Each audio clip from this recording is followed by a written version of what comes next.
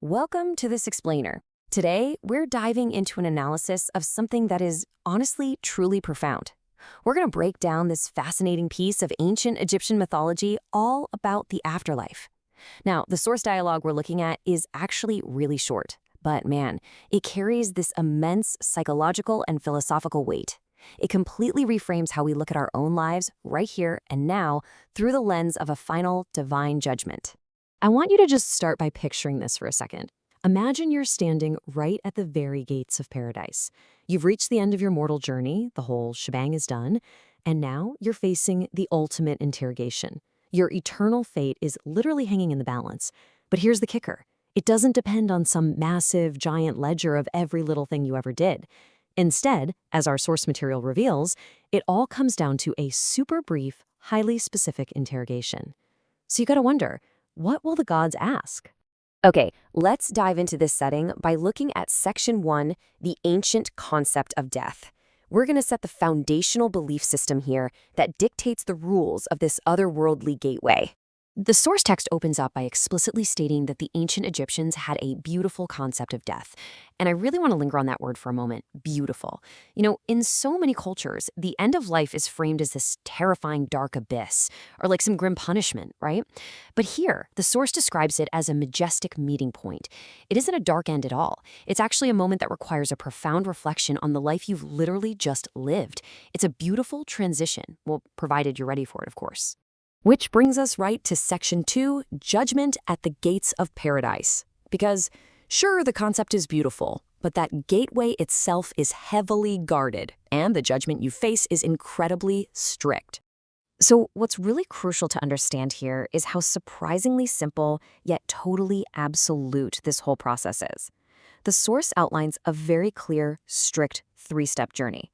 Step 1, meeting the gods right there before the gates of paradise. Step 2, the gods ask exactly 2 questions. And step 3, depending on those specific answers, they make the immediate decision on whether to let you into paradise or not. And that's it. No lengthy courtroom trials, no reviewing a lifetime of your biggest mistakes, just 2 questions that determine absolutely everything. So what exactly are these inquiries that hold so much power? Let's take a look at Section 3, the first question, personal joy. Did you find joy in life? Just listen to the profound focus of that question. The gods don't ask if you were wealthy. They don't care if you were super powerful or even if you followed all the rules perfectly. The very first metric for entering paradise is entirely inward. It's purely a measure of personal fulfillment. Did you actually allow yourself to experience the joy of being alive? I want to turn this directly to you for a second. If you were standing at those gates right now and a divine being looked you right in the eye and demanded to know, have you found joy? What would your immediate answer be?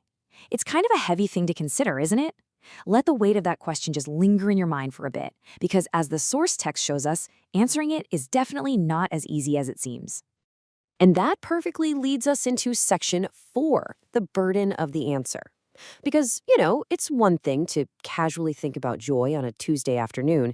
It's a whole different ballgame to be interrogated about it by divine beings who literally control your eternal destiny.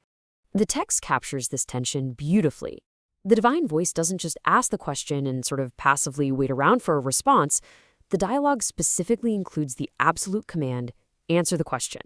It really channels this pressurized, totally inescapable tone. You cannot dodge this. You can't just politely change the subject. The judgment is absolute, and evasion is simply not an option at the gates of paradise.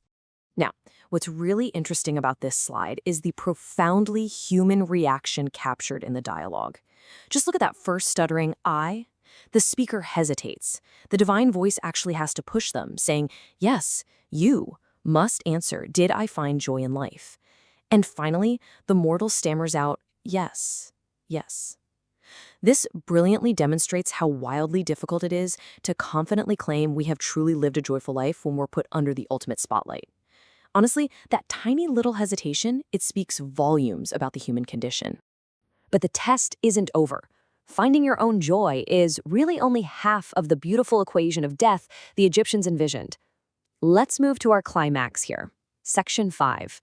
The second question, the joy of others. And this brilliantly illustrates the complete picture. On the one hand, we have joy for oneself, which is that first crucial hurdle, but on the other hand, we have joy for others. The Source makes it crystal clear that personal happiness, while absolutely essential, is not enough to open the gates of paradise. True worthiness requires that your internal happiness was actually projected outward, affecting the world around you in a positive way. You simply cannot enter paradise if your joy only ever existed in a vacuum. Which brings us to the final, incredibly powerful words of the Source dialogue. After the mortal finally confirms that they found joy, the divine voice drops the second, ultimate inquiry: and did your life bring joy to others? It's just the perfect concluding thought for us today. It is the second key to the gates of paradise. So as we wrap up this explainer, I want to leave you with that exact same question to meditate on.